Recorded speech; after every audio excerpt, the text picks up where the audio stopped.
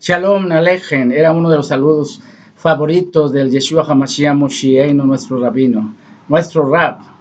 Tenemos que permitirle que él sea nuestro rabino. Históricamente, Yeshua fue un rabino del pueblo, no era un rabino de universidad como Shaliach Shaul o Pablo. Y en esa época había 72 escuelas de Perush de fariseos en esa época. Cuando las escrituras hablan de los fariseos, que significa los separados, había 72 escuelas. Estaba la escuela de Shammai y estaba la escuela de Gilel. Pero no es el tema. Yo quiero hablarles acerca de la relación otra vez entre el principio y el fin. En el libro de Bereshit, Génesis, encontramos en el capítulo, esta palabra capítulo, en hebreo es Pérez, en algunas sinagogas en España dicen Pérez, o sea, se ha abierto.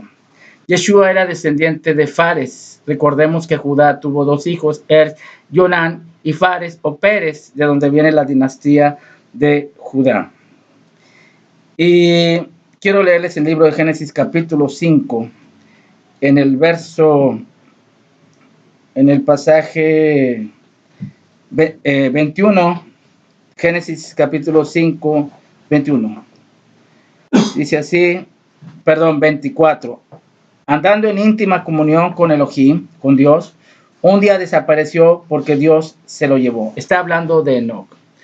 Yeshua dijo en el libro de Matías o Mateo, que significa, viene la raíz matanó, regalo o dádiva o regalos, viene claramente que será como los días de Noach antes del Mabul, el diluvio. Dentro de nuestro pueblo se enseña que cuando el Eterno le dijo a Noé, métete en el arca, la palabra es teiba, la raíz es tevilá, métete en la palabra. Solamente entrando dentro de la teiba, el arca, la palabra podrá ser salvo. Fueron salvas 8 personas y el número 8 está relacionado en las escrituras, inclusive acordándome ahorita de que el nombre de Yeshua en griego da un valor numérico de 888. Yo no tengo nada en contra de los idiomas.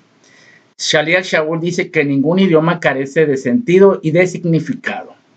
Vemos en el libro del Génesis que Enoch caminó con Dios y fue traspuesto, dice en el libro de Hebreos capítulo 11, dice que no fue traspuesto para no ver muerte, no fue hallado, porque lo transpuso Dios, pero antes tuvo testimonio de haber agradado a Dios. La clave para el arrebatamiento, arpazo en griego, raptus en latín, es precisamente el caminar con Dios. Quien camina con Dios será llevado en las nubes, será arrebatado. Es la clave para poder seguir en el rapto. En el Génesis ya vimos en el principio, habla acerca de Enoch, y en el libro de Judas, capítulo 1, habla acerca de Enoch también. Judas, vamos a ver la referencia acerca de Judas. Judas, capítulo 1, dice así. Dice, deben tener compasión, verso 22, de los que no están firmes en la fe. Rescaten a otros arrebatándolo de las llamas del juicio, incluso a otros muéstrenles compasión, pero háganlo con mucho cuidado, aborreciendo los pecados que contaminan la vida de ellos. Esta no es la referencia. Pero en Judas capítulo 1 menciona acerca de Enoch. Capítulo 1 de Judas, verso 14. Enoch, quien vivió en la 7ª generación después de Adán, profetizó acerca de estas personas. Dijo, escuchen, el Señor viene con incontables millares de sus santos para ejecutar juicio sobre la gente de este mundo. Declarará culpables a los seres humanos por todos los actos perversos que cada uno ha hecho y a los pecadores rebeldes por todos los insultos que hayan dicho contra él. Las personas que han hablado mal en contra de Yeshua van a recibir un merecido castigo. Él sabe que hablan de él. Hace poco un amigo me platicó acerca de que él estuvo hablando con un cuñado de él que dijo, Dios es un egoísta porque él no quiere dejarnos vivir nuestra vida. Y empezó a hablar mal en contra del Señor. El Señor no quiere hacernos la vida pesada. Lo que quiere es que nosotros seamos felices y que vivamos haciendo su voluntad. Entonces, en el libro del Génesis vimos claramente a la figura de Enoch, porque Yeshua dice que será como en el principio, como el tiempo de Noach. La palabra arca en hebreo es teiba, y teiba significa entra en la palabra. Enoc fue transpuesto para no ver muerte, fue arrebatado a los cielos. Existe un libro muy antiguo judío que es el libro de Enoch, donde nos habla acerca de eso. Antiguamente era parte de las escrituras, pero después fue quitado de las escrituras. Ahora, ¿qué tiene que ver el principio con el fin? Bueno, podemos ver claramente en el libro de Génesis capítulo 6 acerca de los Nefilim, que eran demonios que tuvieron relaciones con las hijas de los hombres. ¿Podría ser esto posible hoy en día? Hay personas que tienen relaciones con demonios y tienen relaciones inclusive sexuales hoy en día. Hemos oído acerca de los reptilianos, hemos oído acerca de los grises y son cosas que aunque aparentemente no son creíbles, en realidad hay pruebas irrefutables de su existencia y existen realmente. Ahora, quiero hablarles acerca de precisamente de Mateo capítulo 1. En Mateo capítulo 1, verso 1 dice: el siguiente es un registro de los antepasados de Yeshua el Mesías, descendiente de David y de Abraham. Aquí vemos que el primer nombre mencionado en Mateo es David. Y el último libro mencionado en el libro de Apocalipsis, en el fin, también es David. Apocalipsis 22, 16.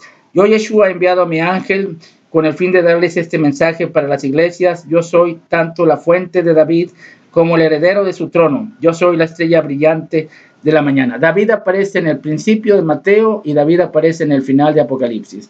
La vida de Enoc es lo que va a suceder en el rapto, después el séptimo de Adán, y vemos claramente que en el fin así va a ser. Vemos en Tesalonicenses capítulo 4 del 16 en adelante que el Señor mismo con voz de trompeta, con voz de arcángel descenderá del cielo y los muertos en Cristo resucitarán primero. Sabemos que estamos al pie del arrebatamiento, pero quiero hablarles acerca de algo que nos ha pasado a mí y a mi amigo Fernando. Nosotros hemos presenciado la aparición de Moshe y Eliyahu Hanabi.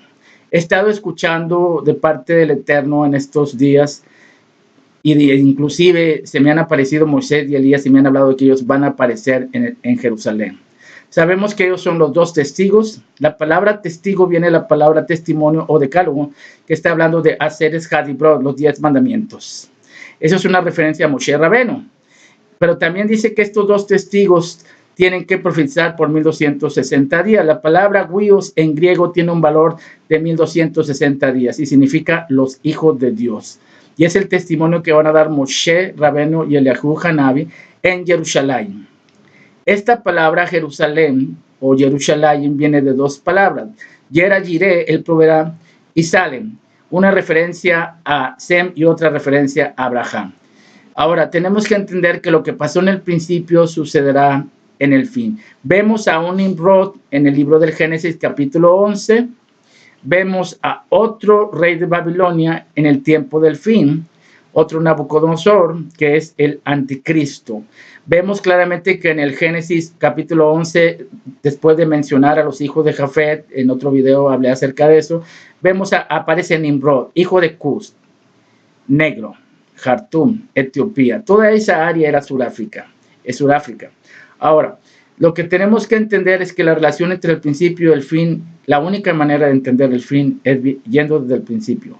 También debemos conocer la historia y geografía de mapas antiguos para saber cuáles son las naciones actualmente. Eso es lo que tenemos que comprender.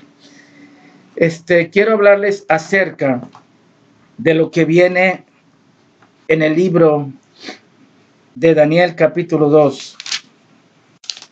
Estaba hablando acerca de la imagen. La imagen que hizo el rey Nabucodonosor no era una imagen que hablara.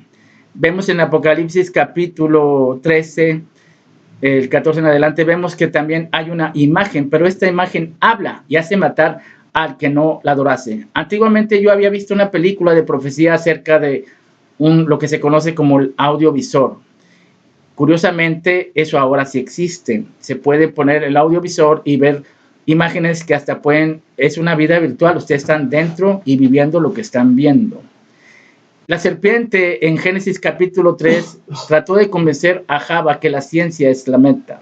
Seréis como Dios, sabiendo el bien y el mal. Recientemente recibí un escrito en mi canal acerca de que ¿qué pensaba yo de la diabólica creencia de los testigos de Jehová? Quiero decirles algo. Si decimos que vemos, seremos cegados. Tenemos que ser humildes y sencillos y reconocer que conocemos y en parte conocemos y en parte profetizamos, decía Shaul. No conocemos nosotros la verdad. Tenemos que ser humildes y sencillos, como lo dijo Daniel. Señor, tú lo sabes. Porque Yeshua dijo, para juicio venido a este mundo, para que aquellos que presumen de ver sean ciegos y aquellos que no ven, vean. Permitámosle que él abra nuestros ojos. Seamos como Jonatán, que al comer tantita miel, sus ojos fueron abiertos. Habla de la palabra de Dios, dice que el maná, sabía como a miel con hojuelas de maíz. Cuenta el Midrash que cuando comía nuestro pueblo el maná que cayó del cielo, les sabía de acuerdo al sabor que ellos querían. Imagínense lo tremendo del maná. Curiosamente, también menciona dentro de las escrituras que en el libro del Éxodo o Shemot, Éxodo es salida en griego, fue traducido al griego, en hebreo Shemot, porque inicia el libro diciendo estos son los nombres de los hijos de Israel, y fueron 70 personas que entraron dentro de Mizraima. Mizraima es Egipto, significa estrechez. Se puede traducir también como no tengo tiempo de servir a Dios. Oye, ¿no quieres servir al Señor, buscar su presencia? No, porque estoy muy ocupado. Estoy en Egipto, estoy en estrechez, no me puedo mover, estoy esclavizado.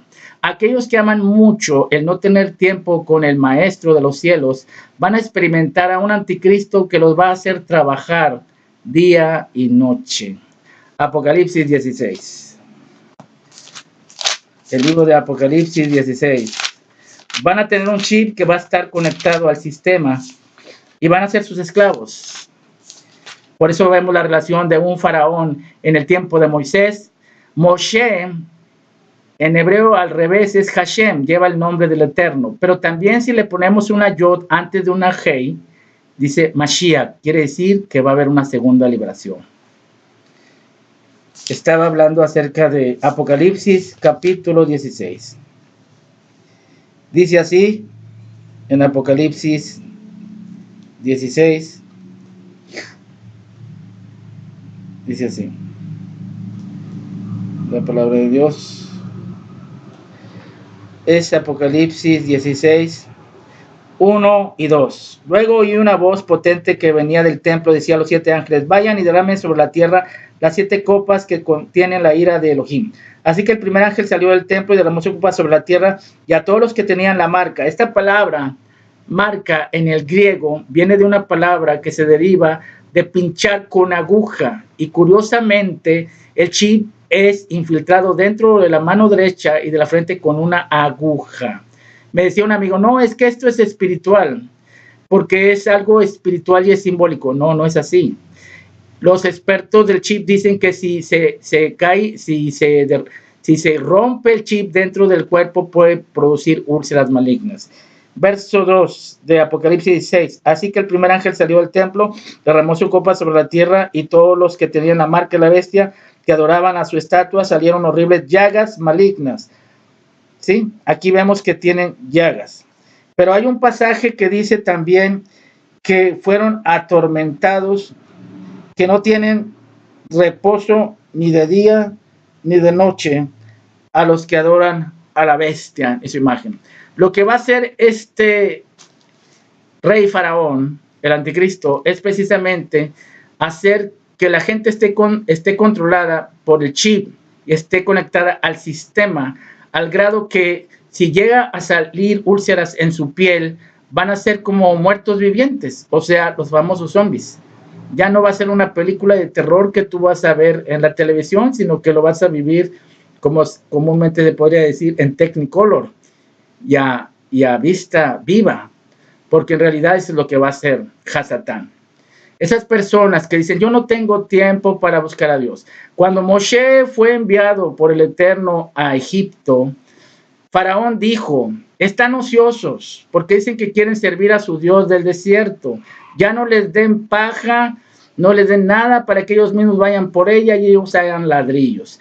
Satanás quiere entretenerte para que no tengas tiempo de buscar al Señor.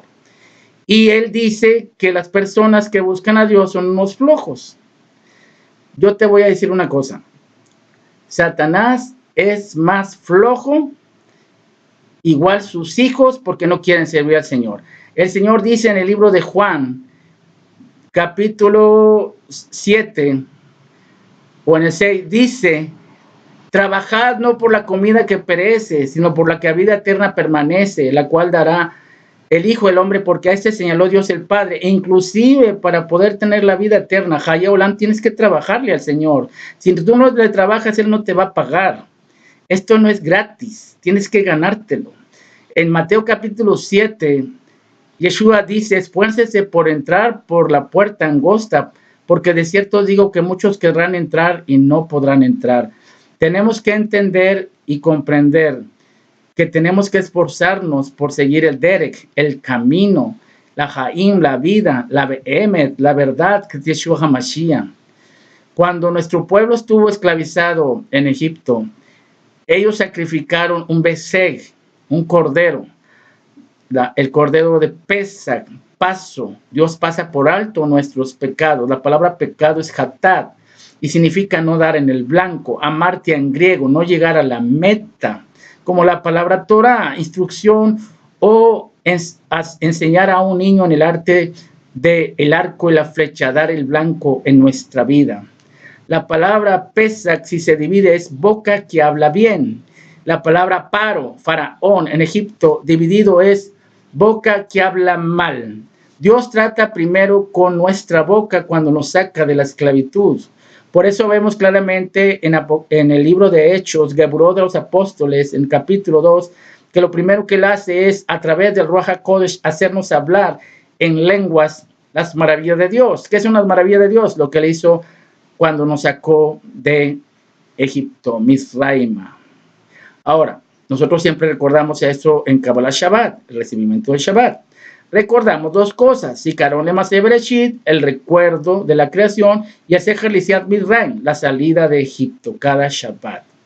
Pero también recordamos que el Shabbat es precisamente el descanso. Yeshua dijo: venid a mí todos los que están trabajados y cargados, que yo daré Shabbat, yo daré descanso.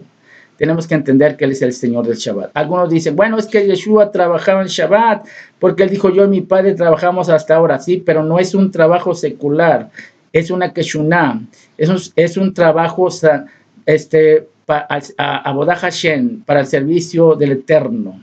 No es un trabajo secular. Y malinterpretan lo que Yeshua decía: es que Yeshua está en contra del Shabbat. Yeshua nunca estuvo en contra del Shabbat. Él vino a dar la verdadera interpretación al día de Shabbat. Yeshua dijo: ¿es lícito hacer el bien o mal en día de Shabbat? ¿Perder la vida o salvarla? En esa época había dos escuelas prominentes, la de Shammai y la de Hillel. Shammai era muy extremista, pero Hillel era un poco más moderado, de donde vino Gamaliel, el maestro de Shaliach Shaul o Pablo. No entendamos mal las cosas. Algunos dicen: es que nada más los judíos guardan el Shabbat y no guardan los demás días. Eso no es verdad. Nosotros obedecemos al Eterno Kol Yamin, todos los días de la Hashabua, de la semana. El Shabbat también, porque el Shabbat es importante. Tenemos una cita, una convocación santa, un mikrai. Tenemos un ensayo. La palabra mikrai es cita. También es un ensayo, que nosotros estamos teniendo una cita con Él. Hay velas sobre la mesa, porque es un cortejo romántico entre el Eterno y nosotros. De hecho, hay un poema que nosotros decimos en Shabbat, que es Shamor Besachor Bedibur Echad Manuel Hameyuha, que está hablando, nos hizo oír en una sola voz, expresó el Eterno, habla acerca de la recepción del Shabbat. Shamor Besachor Bedibur Echad Manuel Hameyuha, el recordar, ven o novia, recibamos la presencia del Shabbat. El Shabbat, para algunos se piensa que es la novia de Israel. Yo tengo mi concepto de que el Shabbat es Yeshua, porque Él es el Señor del Shabbat. Y el Shabbat representa el latín Lavó, el reino mesiánico.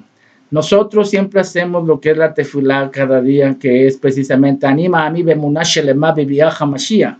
Yo espero la venida del Mesías. En el libro de 2 de Pedro, capítulo 2, verso 8, dice que 1000 años es como un día y un día como 1000 años. El día del Señor vendrá como ladrón en la noche. Ahora también dice claramente las Escrituras que no tengamos por tardanza su venida. También quiero hablarles acerca de lo que va a pasar en Armagedón. Una vez una persona me dijo, ¿por qué si tú crees en Dios, no quieres que esté enfrente de tu casa? Recordemos lo que hizo Elohim con Java y Adán. Los expulsó del huerto de Edén y les puso un cuchillo volando para que no se atrevieran a regresar. ¿Qué hizo Yeshua en el Beit Hamikdash? No hizo un azote de cuerdas y les quebró las mesas a los cambistas y no permitió que nadie se acercara. ¿Saben lo que va a pasar en la segunda venida? En Corintios capítulo 6 dice, ¿no sabéis que los santos han de juzgar al mundo, cuanto más a los ángeles caídos y las cosas de este mundo? Va a llegar el momento en que los Kadoshim, los santos, van a destruir a los impíos. Y en el libro de Malaquías capítulo 4 dice, nacerá el sol de justicia y en sus alas será salvación. Y hollaréis a los malos, los cuales harán la estopa bajo la planta de vuestros pies el día que yo actúe. ¿Qué hizo Eliashú Hanabi? No le cortó la cabeza a 450 profetas. ¿Qué hizo el profeta Samuel? No descuartijó con una espada a Agag, rey de Amalek. ¿Qué hizo Shimón Kefa Bar Yoná? No mató por el Espíritu Santo a Ananías y a Zafira. Esa historia va a repetirse. Los santos van a destruir a los impíos. Con una sola palabra que ellos mencionen van a caer muertos. Nadie va a poder impedir esto. Llegando el momento en que Yeshua tome control en Jerusalén, él va a mandar a sus malachim. La palabra ángel en griego significa mensajeros. No necesariamente tiene que ser un mensajero celestial, sino prácticamente la Keilah o la iglesia en griego, si queremos verlo así, que va a venir con él en las nubes del cielo a tomar posesión de los reinos de este mundo. Por eso dice en Apocalipsis capítulo 11, los reinos de este mundo han venido a ser de nuestro Señor y su Mesías. Recordemos lo que viene en Mateo 4. Hasatán le dijo a Yeshua, si tú postrado me adorares tan solo una vez, los reinos de este mundo serán para ti, pues a mí me fueron dados y a quien quiero doy. ¿Será que él miente en eso? Claro que no. Efectivamente, él es el príncipe de este mundo y todos los reinos están en su mano. San Juan capítulo 5, la epístola dice que todo el mundo está bajo el poder del maligno. Pero dice, inclusive Yeshua le dijo a Pilatos, algunos piensan que probablemente le habló en griego porque era de uso, como hoy en día el inglés es universal. Se hablaba el hebreo en las sinagogas, el arameo galilaico lo hablaba Yeshua al pueblo, pero también se hablaba el griego y el latín. Algunos piensan que Yeshua hablaba en griego cuando habló con Pilatos y le dijo, mi reino no es de este mundo. Si el reino fuera de este mundo, mis servidores pelearían para que yo no fuera entregado a los judíos. Entonces tenemos que entender que su reino está por venir y él va a tomar control no solo de Jerusalén, sino del Medio Oriente. Y dice la Biblia que los hijos de Abraham heredarán todo el mundo. Dice las Escrituras que los hijos de Israel son herederos de todo el planeta. Dice claramente que en el tiempo de Josué, Yehoshua ben Nun, en el libro Nehemías se menciona a Yehoshua como Yeshua, que es el diminutivo en hebreo aramizado del nombre del maestro de Nazaret, donde menciona claramente que es una figura de Yeshua en la conquista de Canaán. Canaán significa lugares bajos. Pero quiero mostrarles algo en las Escrituras, en el libro de Mateo, capítulo 24, que habla acerca de Yeshua en el versículo, ese libro de Lucas, una de las Mesorot, Lucas 21, la palabra de Dios dice así, Lucas 21, verso 20. Cuando vean a Jerusalén rodeada de ejércitos, entonces sabrán que ha llegado el tiempo de su destrucción. Entonces los que estén en Judea huyan a las colinas, los que estén en Jerusalén deben salir, los que estén en el campo no deben volver a la ciudad, pues serán días de venganza de Dios y la palabra profética de las Escrituras se cumplirá. Eso sucedió en el año 70, pero el mensaje va a ir más allá. ¿Por qué? Porque el Señor dice claramente que Jerusalén será hollada por los gentiles hasta que el tiempo de los gentiles se cumpla. Y en Apocalipsis 11 menciona claramente que la ciudad de Jerusalén será hollada 42 meses. Yo he estado viendo acerca de Moshe Rabeno y Eliahu Hanabi. ¿Qué pasará si el año próximo pudieran aparecer estos dos testigos vestidos de ropa de silicio en Jerusalén? Ahora, he estado leyendo un libro que menciona que el falso profeta se va a hacer pasar por Elías y que va a ser judío de la tribu de Levi, y que así como en el templo, el altar, esta palabra en hebreo es Mizbeach, tiene un acróstico que es la M, Mejilá, perdón, Sehud, pie derecho, Mizbeach, B, que es Berajá, y Mizbeach, la Hei, que es Hayim, vida. Esto es claramente una figura de Shelabo, de la cruz de Mashiach. Pero que dice este autor de este libro que el falso profeta va a hacer caer fuego porque la presencia del Eterno bajaba sobre el altar. Cuando los hijos de Aarón entraron y quisieron ofrecer fuego extraño, vino el Eterno y los consumió por completo. Pero si leemos el contexto de Apocalipsis capítulo 11, dice, me fue dada una caña semejante a una vara de medir, se me dijo, levántate, mide el templo de Dios, mide el templo de Dios y el altar, pero el patio no lo midas porque ha sido entregado a los gentiles y ellos hollarán la ciudad santa 42 meses. No habla de entregar el altar o un templo, sino el patio, y de hollar la ciudad 42 meses. Si ustedes leen Isaías capítulo 1, verso 1, dice, visión de Isaías, hijo de Amós, que tuvo de Jerusalén y de Judá. Y ahí habla de Sodoma y Gomorra, príncipe de Esdom y Amorá, y está hablándole a nuestro pueblo. Entonces vemos claramente en Apocalipsis 11, donde dice que la ciudad donde fue crucificado el Mesías, que en sentido espiritual es Sodoma, ¿sí? Y es Egipto, donde también nuestro Señor fue crucificado. Comprendamos, según Gálatas capítulo 4, que Jerusalén, dice, es Agar y corresponde, dice, a la Jerusalén actual, era egipcia. Entonces, esto va dirigido a Jerusalén, a la Tierra Santa, pero el Señor le llama Esdom, Sodoma, y el Señor le llama Egipto. ¿Por qué? Porque hoy en día en Jerusalén está creciendo mucho lo que es la inmoralidad, y esto va a traer un juicio sobre Jerusalén. Él va a mandar estos dos testigos para que den testimonio. La palabra testimonio viene de la palabra decálogo, 10 mandamientos. Ahí podemos identificar al primero de los testigos, Moshe Rabenu. Y luego habla de que van a cerrar el cielo por 3 años y medio, tienen poder para hacerlo, y de herir las aguas con sangre cuantas veces quieran. Esto habla de Eliahu Hanabi. Lo podemos ver claramente en la transfiguración. Ellos son los dos profetas que aparecen con Yeshua precisamente en el monte de la transfiguración en Marcos capítulo 9. Vamos a leerlo en Marcos capítulo 9. Marcos 9. Marcos capítulo 9. Sí.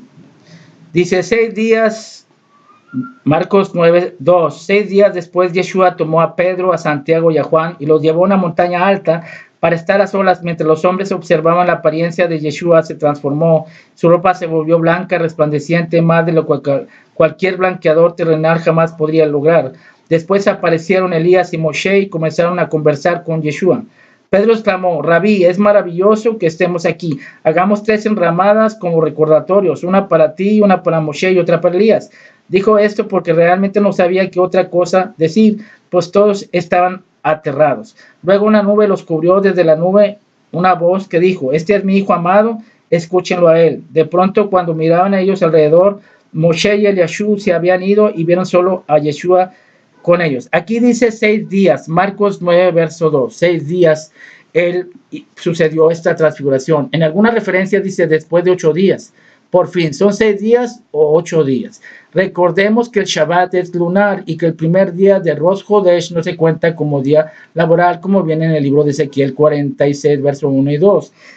ahí dice, después de 8 días, dice la referencia, pero aquí en Marcos 9:2 dice después de 6 días. Recordemos que el Rosh Chodesh y Shabbat no se cuentan como días laborales. Ahora, esto fue en la fiesta de Sukkot, en la fiesta de los tabernáculos. Por eso Pedro dice, hagamos 3 Sukkot, uno para ti, uno para Moshe y uno para Elías.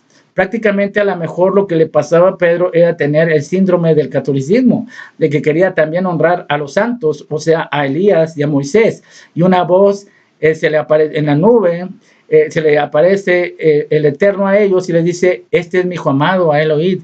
Tenemos que entender que a quien tenemos que adorar es al Hijo de Dios, no a los santos, no a María. Por eso dice en el libro de Mateo que cuando entraron los sabios a la casa donde estaba el niño y su madre, dice, se postraron para adorar al niño. No dice que se postraron para adorar a su madre. Entonces, en ese caso, si María tiene que ser adorada, pues yo quisiera que me adoraran también a mí, porque yo vengo de esa familia. Entonces, tendrían que inclinárseme y hacerme reverencia. Y eso es absurdo, porque el único que debe ser adorado es Él. Y en Apocalipsis 22 dice que Juan dijo que pensaba adorar a los pies del ángel que le mostraba las cosas. Y él dijo, mira, no lo hagas porque yo soy consiervo tuyo y tus hermanos, los profetas, adora a Dios. Entonces, tenemos que entender que la relación que nos está mostrando, empecé este video hablando de Nosh, nos revela el fin. Si queremos conocer el fin, tenemos que leer el Génesis, el principio. ¿Por qué? Porque la historia se va a repetir. En el libro de Zacarías, capítulo 8, dice que el Señor salvará a su pueblo del occidente y del oriente. Ya hablé en un video anterior que habla de que se va a unir el oriente y el occidente contra Israel. Muy pronto va a suceder. Yeshua dijo que no pasará esta generación sin que nada de esto acontezca. En el 2018 aproximadamente se terminan los 70 años de una generación. Ahora, dice en el libro de Joel, capítulo 2, que el sol se oscurecerá, la luna no dará su resplandor. Antes que venga el día del Señor, la luna se pondrá roja como sangre. Se ha dicho que no va a haber otra vez eclipses de luna ni de sol hasta dentro de 500 años. Entonces, yo dudo mucho que Yeshua venga dentro de 500 años. ¿Por qué? Porque él dice que no pasará esta generación sin que él regrese. Ahora, en Israel ya tienen todo para hacer el templo. Creo que se va a llevar unos 3 años más. Sin embargo, yo pienso que va a haber una guerra en la cual no van a permitir que Israel tome control del monte del templo y Jerusalén va a ser, dice las escrituras, que van a tomar la ciudad en Zacarías capítulo 14 y después saldrá el Señor y peleará con esas naciones como peleó en el día de la batalla. Entonces, si somos la última generación, recordemos que la salida del orden para restaurar Jerusalén hasta la venida del Mesías hay 2 periodos. Uno ya cumplió en la primera venida y otro está por terminar. Para el 2018 aproximadamente son los 70 años de una generación, o 80. Pero él dice que no pasaría sin que él regresara. Si esto es así, no tenemos 7 años. Y vamos a confrontar la guerra de Megido y vamos a confrontar al anticristo y su marca, algunos.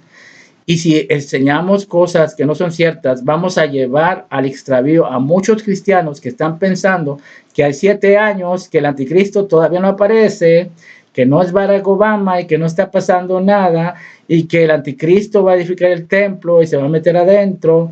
En 2 Tesalonicenses capítulo 2, verso 4-8, ya hablé acerca de que eso es una muy mala interpretación del texto en el griego y en el hebreo, porque para un judío la abominación desoladora es que la sola presencia del ejército invasor esté alrededor de Jerusalén. Estoy al tanto que en el tiempo de Antíoco Epifanes, Antíoco profanó el santuario, metió la estatua del dios olímpico, convirtió en gimnasio Jerusalén, y para la presencia de todo judío, la presencia de gentiles en el lugar del monte del templo es una abominación que desaloja, una abominación desoladora. Ahora, hay que comprender y entender que hay varias desolaciones. Una fue en el año 70 y está por suceder la última, que tiene que ver precisamente con la entrega de Jerusalén a los palestinos, mal llamados palestinos, porque ellos no son realmente palestinos. Los palestinos dejaron de existir mucho antes de Jesucristo. Ellos han inventado todo esto para quitarle a Israel su tierra. ¿Qué dice en el libro de Joel capítulo 3? Dice, tiempo vendrá, dice, en que yo pelearé, dice, porque han repartido mi tierra. El verdadero dueño del Medio Oriente es Dios. y él va a bajar precisamente para pelear por lo que están haciendo con Israel. A Israel le quitaron Belén, Ramalá, parte de Gaza, Hebrón, es dentro de la Tierra Santa, y quieren la perla de la fe judía. O sea, quieren que Israel entregue la capital. Es como si los gringos quisieran quitarnos aquí en México la capital de México. ¿Qué harían los mexicanos? Nomás póngase a pensar. Ahora, les voy a decir una cosa. ¿Qué va a pasar si el anticristo toma el control de la república? No me extrañaría. Porque en primer lugar, aquí en México hay musulmanes. Y ellos van a estar esperando el momento de su jefe para hacer atentado dentro de la república. Y sobre todo si tenemos a un líder que en vez de ayudarnos, lo que está haciendo es ponerle en bandeja al mismo anticristo a México. Imagínense lo que está pasando. Yo sé que mucha gente va a decir, bueno, yo no soy religioso ni creo en esas cosas. Lo creas o no, eso está por suceder. Hace poco vi en las noticias que en Chiapas se están entrenando niños para el Islam. Algunos piensan que la religión musulmana es pacífica. En ninguna manera. Islam es Islam. Recordemos a Salman Rushdie. Salman Rushdie él estuvo escondiéndose del Ayatollah Khomeini porque él descubrió la verdadera naturaleza del Corán, versos satánicos, diciendo que Satanás era el que había inspirado a Mohammed en el Corán, y debido a eso el Ayatollah Khomeini dio precio a su cabeza de Salman Rushdie. Ustedes pueden buscar sobre Salman Rushdie, versos satánicos, el Corán. Esa es precisamente la religión del anticristo, el Islam. Ellos están por todos lados. Ahora, les voy a decir una cosa. ¿Qué va a pasar si dentro de poco este líder llega al poder y empieza a decir a las Naciones Unidas, es importante que las naciones se unan en una y usen un chip en la frente o en la mano derecha, sin la cual nadie va a poder comprar ni vender? Recientemente vi en la televisión que en una tienda ya no necesitan tarjetas de crédito, sino que simplemente con la pura huella digital tú puedes comprar. Nos están preparando ya para la marca de la bestia. ¿Por qué se le llama la bestia? Porque él va a perseguir a los cristianos, y para él cristianos son todos, sean católicos o sean evangélicos o sean testigos de Jehová, y al pueblo judío. Porque Satanás va a usar el cuerpo de este hombre. Recordemos que dice la Biblia que en Apocalipsis 11, la bestia que sale del abismo hará guerra contra ellos y los vencerá. La bestia que sale del abismo. Recordemos en Judas que Satanás quiso el cuerpo de Moshe, por lo que representaba Moshe, pero vino el arcángel Miguel y le dijo, el Señor te reprenda. Pero él no ha cambiado su forma de pensar. Él quiso convencer a Yeshua que se pusiera de parte de él. Te ofreceré los reinos de todo el mundo si postrado me adorares tan solo una vez. Hace muchos años yo trabajé en el padrón electoral y estaba en una escuela secundaria en una colonia que está aquí, en la colonia moderna. Y cuando yo iba saliendo con mi mandil y mi listado de ciudadanos y viviendas y mi gorra del padrón electoral, oí una voz que me dijo, si tú me adoras tan solo una vez, yo te voy a dar el poder de hacer riquezas, te daré mujeres, te daré todo lo que tú quieras si tú me adoras tan solamente una vez. Yo cuando le escuché supe, ya sé quién eres. Yo sé que eres Satanás y no te voy a escuchar. Yo tuve la oportunidad de cantar en algunos lugares, me ofrecían dinero y no acepté. Hace muchos años yo estudié por cursos en un seminario muy bueno de Guatemala, con una persona que es judía y cristiano también. Y también estudié hermenéutica, homilética, geografía, historia.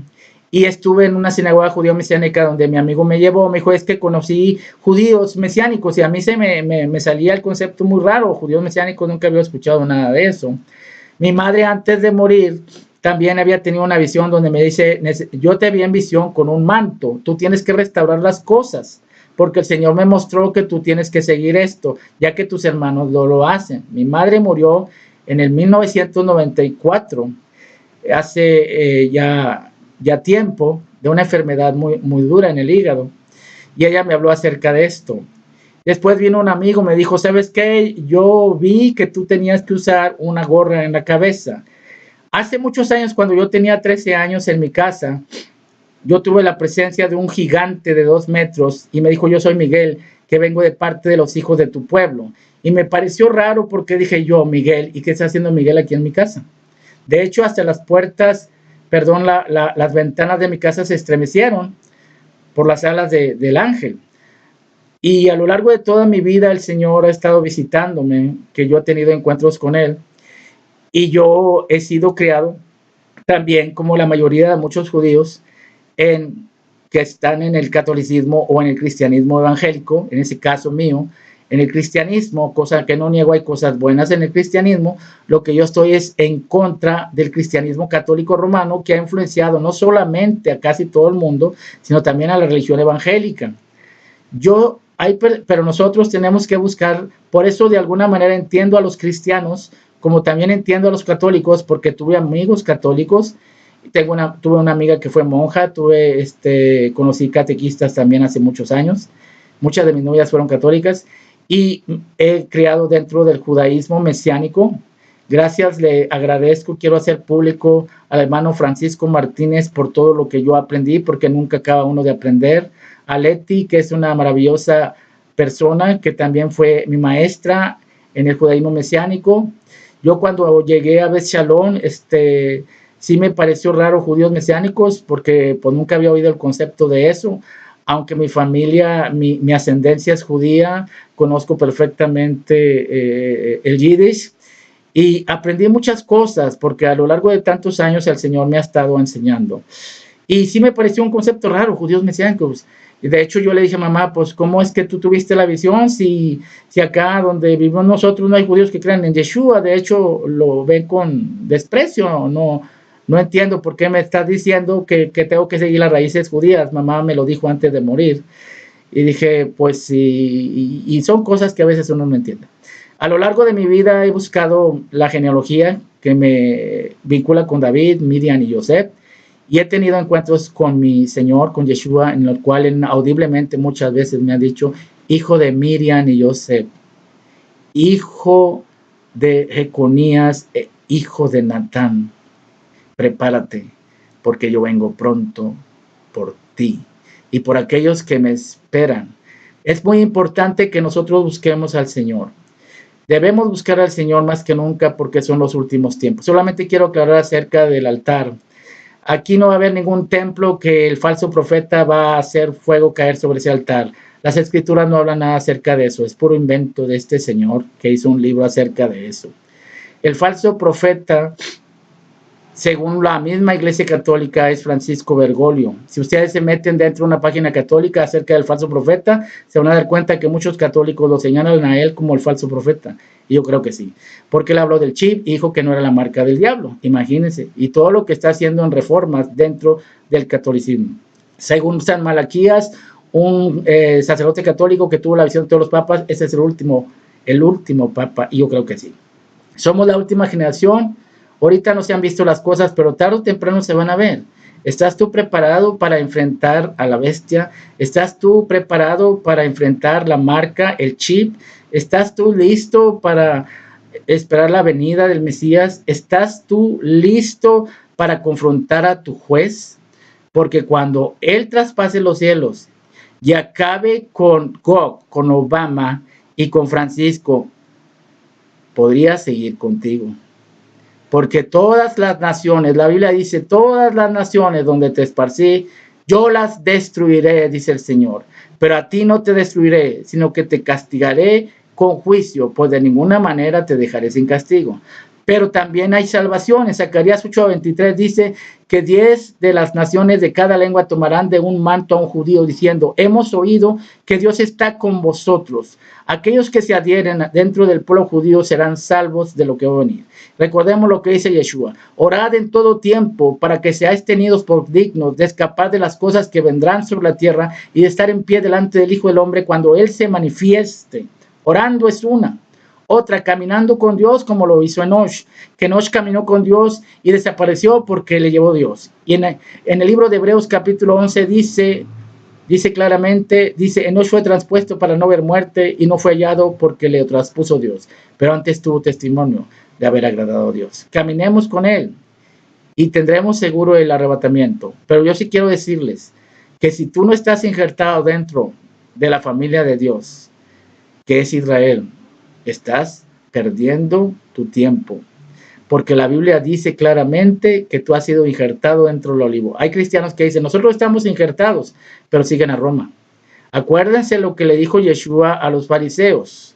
Sobre quien cayere esta piedra le desmenuzará, pero quien creyera en ella no será avergonzado. Recordemos lo que viene en Daniel capítulo 2. La piedra cortada no con mano dio a los pies de la imagen y fue desmenuzado el hierro, el barro, el bronce, la plata y el oro, y fueron como tamo que arrebata el viento. Y aquella piedra fue hecho un gran monte que llenó toda la tierra. Si vemos Apocalipsis capítulo vemos 17, vemos que los montes representan reinos. Entonces esta piedra se hace un gran reino que llena toda la tierra. Shalom, Ubrajá, Kol Birjatá.